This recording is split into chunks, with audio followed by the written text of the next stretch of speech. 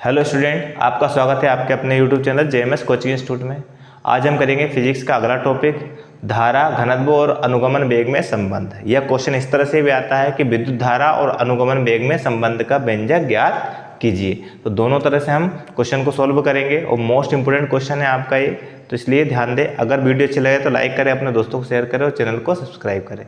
और अगर आपको नोट्स पीडीएफ फॉर्म में चाहिए तो आप टेलीग्राम पर हम ज्वाइन हो सकते हैं। डिस्क्रिप्शन में टेलीग्राम की क्या है लिंक डली हुई है, तो उस पर आप ज्वाइन होकर पीडीएफ में नोट्स ले सकते हैं। देखें क्वेश्चन क्या है आपका, धारा घनत्व और अनुगमन वेग में संबंध का व्यंजक। ठीक है, तो इसके लिए पहले तो एक चित्र बनाएंगे हम। एक चालक हो गया आपका, ठीक है, ये चालक हो गया जिसका क्षेत्रफल कितना है, ए है। इसकी लंबाई कितनी है, एल है ना। और इसमें बहने वाली धारा कितनी है, आई है। ये हमारा एक बैटरी जुड़ गई और एक क्या जुड़ गया, कुंजी। ठीक है, कुंजी है।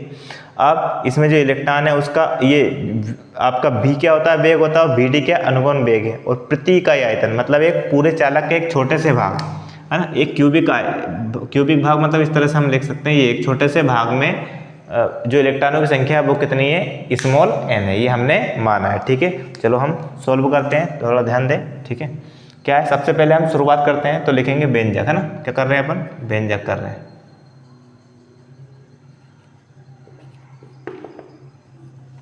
ठीक, जो चित्र में लिखा हुआ है वही हम थ्योरी में लिखेंगे। क्या माना चालक की लंबाई, कितनी है, एल है।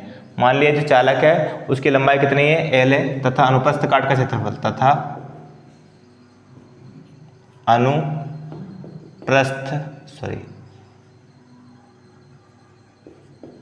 अनुप्रस्थ काट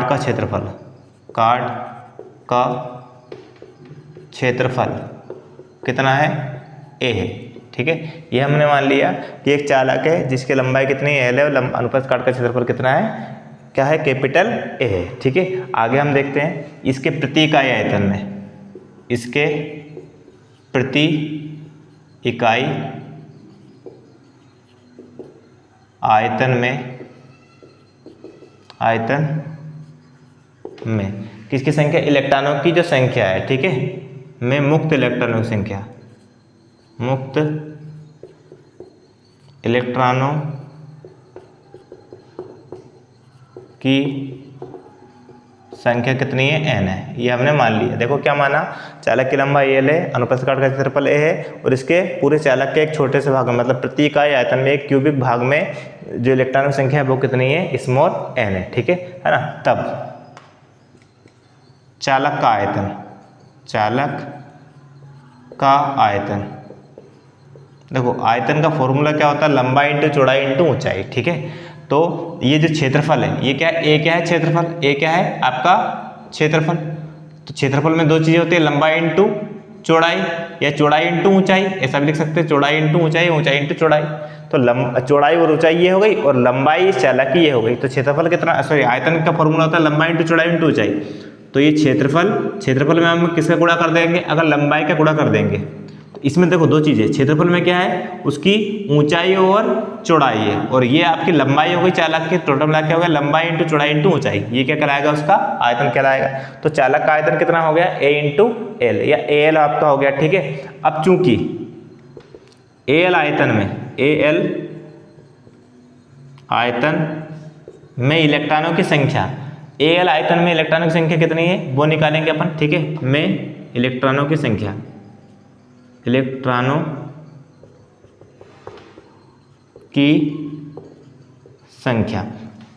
जो पूरा आयतन, देखो पूरा आयतन कितना है, एल, उसमें इलेक्ट्रॉनों की संख्या कितनी है, कितनी हो जाएगी आपकी,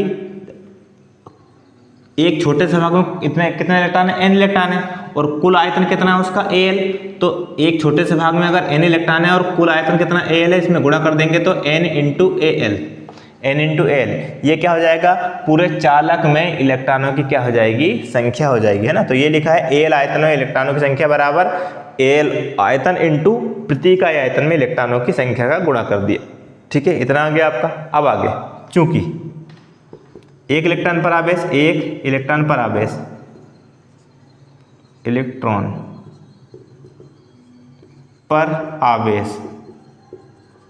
ठीक है, बराबर कितना होता है ई। एक इलेक्ट्रॉन पर आवेश कितना होता है ई। तो टोटल मिला के कितने इलेक्ट्रॉन है इसमें, इतने इलेक्ट्रॉन है, इसलिए NaL इलेक्ट्रॉनों पर आवेश, इलेक्ट्रॉनों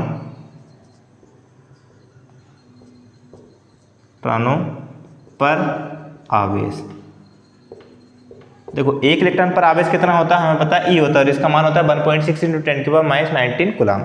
ये एक इलेक्ट्रॉन पर आवेश है। इसमें जो भी 1000 इलेक्ट्रॉन हो, जितने भी इलेक्ट्रॉन हो, तो एक इलेक्ट्रॉन पर आवेश अगर इतना है, तो अगर पूरे चालक पर इलेक्ट्रॉन की बात करें तो कितने इलेक्ट्रॉन है पूरे चालक में, इतने। देखो ये Al आयतन में इलेक्ट्रॉन की संख्या कितनी, इतनी, और एक इलेक्ट्रॉन पर आवेश कितना है, इतना। तो टोटल मिला के NaL इलेक्ट्रॉनों पर आवेश कितना हो जाएगा, E × NaL, E × NaL। ये पूरे चालक पर क्या हो जाएगा, आवेश हो जाएगा। क्यों, क्योंकि ये आपके इलेक्ट्रॉनों की संख्या है और ये एक इलेक्ट्रॉन पर आवेश है। एक इलेक्ट्रॉन पर आवेश का गुणा इलेक्ट्रॉनों की संख्या में कर देते हैं तो कुल आवेश आ जाएगा। क्वांटीकरण का सिद्धांत यही कहता है, ठीक है ना। ये आपका हो गया कुल आवेश हो गया, ठीक है। इसको किससे दर्शाएंगे, यहाँ बराबर, तो ये दर्शाएंगे किससे, Q से, ठीक है। Q से दर्शा सकते हैं, आवेश को किससे दर्शाते हैं, Q से दर्शाते हैं। अब आगे देखें आप, ये इक्वेशन क्या हो गई आपकी, 1 हो गई, ठीक है। इसको इक्वेशन क्या बना सकते हैं, 1 बना सकते हैं, है ना। अब देखो इलेक्ट्रॉनों को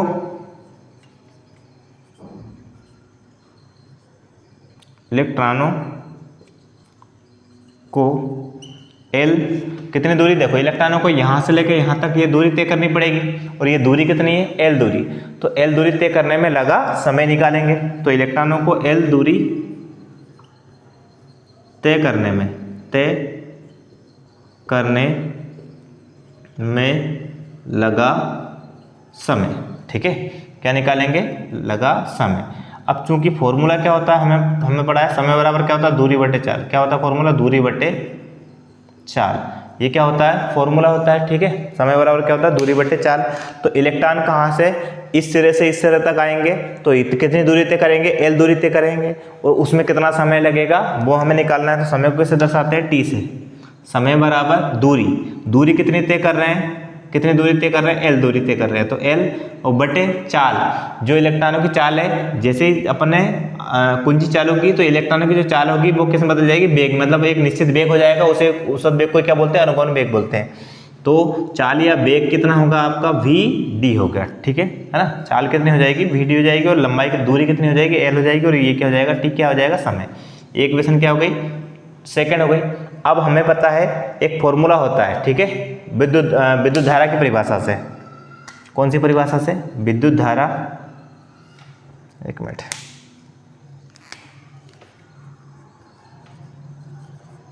विद्युत धारा की परिभाषा से। पहली जो शुरुआत चैप्टर की थी उसमें विद्युत धारा की परिभाषा बताई थी, उसमें क्या लिखा था परिभाषा में कि आवेश प्रवाह की दर को धारा कहते हैं ना। इसकी परिभाषा से फॉर्मूला क्या बनेगा, धारा बराबर, है ना, धारा बराबर क्या हो जाएगा, आवेश बटे समय। आवेश मतलब Q और बटे समय मतलब T, ठीक है। आवेश कितना होता है Q और समय कितना है T। आवेश प्रवाह की दर को धारा कहते हैं, ये हमने पहली क्लास में पढ़ा था इसकी डेफिनेशन, ठीक है, जो फर्स्ट क्लास हुई थी इस चैप्टर की, उसमें I बराबर क्या, Q/T। अब देखो आप यहाँ से, है ना, I is equal to Q की वैल्यू कितनी है हमारे पास, ये आवेश का मान कितना है, टोटल आवेश कितना है, ENAL, ठीक है ना, इतना हो गया, और बटे T क्या है आपका समय, है ना। T का मान कितना है, L/VD, कितना है, L/VD। अब देखो मेन बटे आपका ये है, तो ये तीसरा बटे का चलाएगा, ऊपर चलाएगा, तो क्या हो जाएगा, I बराबर ENAL और V और D, और बटे में कितना है, ये L, ये अपनी जगह पर है। ये तीसरा बटे कहाँ चला गया, ऊपर चला गया, ठीक है। तो यहाँ कुछ कैंसिल हो रहा है, देखो L से L कैंसिल हो रहा है, L से L कैंसिल, तो आपका क्या आ गया, I बराबर कितना हो गया, ENAVD। ये आपका जो व्यंजक हो गया, किसका हो गया, धारा, विद्युत धारा और अनुगमन वेग में संबंध का व्यंजक है, ठीक है। ये किसका व्यंजक है,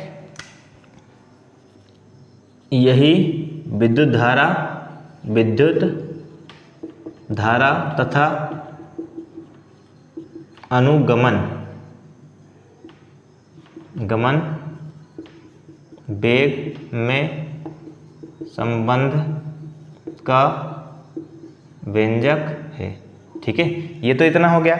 लेकिन हमें तो किस में क्वेश्चन में क्या पूछा है, धारा घनत्व और अनुगमन वेग में संबंध है, तो इतना करेंगे तो विद्युत धारा और अनुगमन वेग में संबंध आ जाएगा। ठीक है, लेकिन हमें निकालना है धारा घनत्व और अनुगमन वेग में संबंध, तो इसको थोड़ा सा और आगे बढ़ाएंगे। हमने एक फॉर्मूला पढ़ा था, चूंकि हमने एक फॉर्मूला पढ़ा था धारा घनत्व जे बराबर क्या पढ़ा था, आई बटे, ठीक है, क्या पढ़ा था अपन ने, जे बराबर क्या पढ़ा था, आई बटे ए, क्या पढ़ा, आई बटे ए, धारा बटे क्षेत्रफल बराबर क्या होता है, अनुगमन वेग होता है। ठीक है ना। अब ये देखो यहाँ से आई का मान रखने पर, ठीक है, आई का मान रखने पर, ठीक है, आई का मान रख सकते हैं अपन चाहे तो, और नहीं तो यहाँ से एक को भी लिख, चलो देखो आई का मान रख दो आप, तो जे बराबर कितना हो जाएगा, जे इज इक्वल टू, है ना, जे इज इक्वल टू कितना, आई बटे, आई की वैल्यू यहाँ ये E N A V D, और बटे ए, ऐसा कैसे रहेगा, ठीक है, यहाँ किससे क्या कैंसिल हो रहा है आपका, ए से ए कैंसिल हो रहा है, तो बचा क्या आपका, J is equal to E N V D, है ना। इस तरह से अपना बच रहा है, एक मिनट, तो इस तरह से हमारा क्या बच रहा है, J is equal to E N V D, है ना। ये क्या हो गया आपका, ये हो गया आपका धारा घनत्व, है ना, ये ऐसा लिख सकते हैं, यही धारा घनत्व और किसमें, अनुगमन वेग में संबंध का व्यंजक है, ठीक है, इस तरह से। और अगर इकाई लिखना चाहे तो देखो यहाँ ये धारा है तो इसकी इकाई क्या होगी, एम्पियर, और यहाँ पर क्या है, धारा घनत्व है तो इसकी इकाई क्या होती है, एम्पियर इंटू मीटर स्क्वायर, ये इसकी इकाई होती है। ठीक है, फिर से थोड़ा सा समझ ले, ध्यान दे थोड़ा। तो क्वेश्चन क्या था आपका, धारा घनत्व और अनुगमन वेग में संबंध का व्यंजक था। तो सबसे पहले एक चालक बना दिया, ठीक है, जिसकी लंबाई L है, अनुप्रस्थ काट का क्षेत्रफल A है, अनुगमन वेग VD है, प्रति इकाई आयतन में जो इलेक्ट्रॉनों की संख्या n है, इसमें बहने वाली धारा I है, ये इससे आपका बैटरी हो गई और ये कुंजी हो गई। ठीक है, तो लिखा क्या है कि माना चालक की लंबाई कितनी है, L, है ना, और अनुप्रस्थ काट का क्षेत्रफल कितना है, A है, और प्रति इकाई आयतन में इलेक्ट्रॉनों की संख्या कितनी है, n है। ठीक है, तो सबसे पहले इलेक्ट्रॉनों की कुल संख्या निकालते हैं। तो कैसे निकालेंगे, चालक का आयतन कितना है, A इंटू एल, ए में क्या हो गया, देखो लंबाई चौड़ाई ऊंचाई आयतन होता है, लंबाई इंटू चौड़ाई इंटू ऊंचाई, ये लंबाई और क्षेत्रफल में क्या होगा, चौड़ाई और ऊंचाई दो मिलकर क्षेत्रफल बन जाएगा, और लंबाई तो लंबाई इंटू चौड़ाई इंटू ऊंचाई, ये आपका क्या हो गया, आयतन। अब हम निकालेंगे एल आयतन, कितना आयतन है, एल आयतन में इलेक्ट्रॉनों की संख्या, तो कुल आयतन कितना एल, और एक एकांक भाग में इलेक्ट्रॉन की संख्या कितनी है, n, एक छोटे से भाग में कितने इलेक्ट्रॉन है, n, तो कुल इलेक्ट्रॉन कितने हो जाएंगे, n इंटू ए एल, है ना। जैसे मान लो इतने से भाग में n इलेक्ट्रॉन है और पूरा भाग क्या है, एल है, तो इसका गुणा एल में कर देंगे तो कुल इलेक्ट्रॉनों की आ जाएगी, संख्या आ जाएगी, है ना। फिर एक इलेक्ट्रॉन पर आवेश कितना होता है, हमें पता है E होता है, तो कितने इलेक्ट्रॉन है टोटल मिला के, इसमें इलेक्ट्रॉन है E इतने, NaL, तो इतने इलेक्ट्रॉन पर आवेश निकालना है, तो NaL इलेक्ट्रॉनों पर आवेश बराबर Q बराबर क्या हो जाएगा, E इंटू इसका गुणा किस में कर देंगे, इलेक्ट्रॉनों की संख्या में कर देंगे, तो पूरे चालक पर आवेश आ जाएगा। ये हमने क्वांटीकरण का सिद्धांत पढ़ा था इकाई 1 में, उससे आया, इक्वेशन फर्स्ट हो गई। फिर इलेक्ट्रॉनों को कितनी दूरी तय करना पड़ा, देखो यहाँ से लेके यहाँ तक L दूरी तय करना है, पढ़ रहा है, तो L दूरी तय करने में लगा समय वाला फॉर्मूला होता है दूरी बटे चाल, समय कितना है T, दूरी कितनी है L, और जो चाल है वही एक निश्चित चाल, एक निश्चित वेग से अगर एक निश्चित दिशा में गति करें तो वही चाल किस में बदल जाती है, वेग में, तो यहाँ लिख सकते हैं VD, अनुगमन वेग। फिर विद्युत धारा की परिभाषा से हमने पढ़ा था, धारा बराबर क्या होता है, आवेश बटे समय, आवेश प्रवाह की दर को क्या कहते हैं, धारा कहते हैं। ठीक है, तो यहाँ से अपन ने किसका, यहाँ से देखो T का मान, और यहाँ से किसका, अपने Q का, Q और T का मान रख दिया इस इक्वेशन में यहाँ, तो ये ऐसा आ गया। फिर तीसरा बटे ऊपर चला गया, तो इतना हो गया, L से L कैंसिल, तो ये हो गया धारा और अनुगमन वेग में संबंध। ठीक है, इतना हो गया। अब आगे बढ़ाएं, धारा घनत्व और अनुगमन वेग में संबंध बताना था, तो उसके लिए हमें J का फॉर्मूला, धारा घनत्व का फॉर्मूला होता है I बटे धारा बटे क्षेत्रफल बराबर क्या होता है, धारा घनत्व। फिर यहाँ से I का मान उठा के कहाँ रख देंगे, इस इक्वेशन में यहाँ रख देंगे, A से कैंसिल हो जाएगा, तो ये हो गया धारा घनत्व और अनुगमन वेग में संबंध का व्यंजक। मोस्ट इंपोर्टेंट क्वेश्चन था, दो तरह से पूछा जाता है, या तो ये पूछ ले या ये पूछ ले, तो दोनों हम आसानी से कर सकते हैं।